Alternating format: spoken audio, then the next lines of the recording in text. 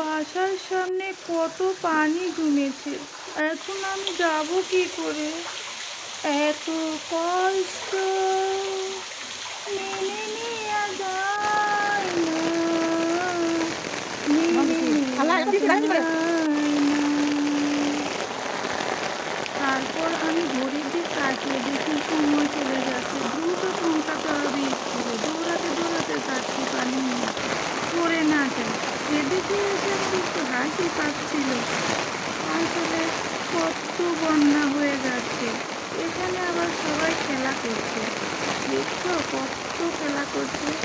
আমি যাচ্ছি আর ওদের ভিডিওটা নিচ্ছি তোমাদের দেখানোর জন্য। আমি এখন আস্তে আস্তে যাচ্ছি, পানির পরিমাণ বেড়েই যাচ্ছে বেড়েই যাচ্ছে। এই যে আমি একটু থামলাম, থেমে ওদের ভিডিওটা একটু নিয়ে নিই। আমি তো যেতে পারছি না, একটু দাঁড়াই।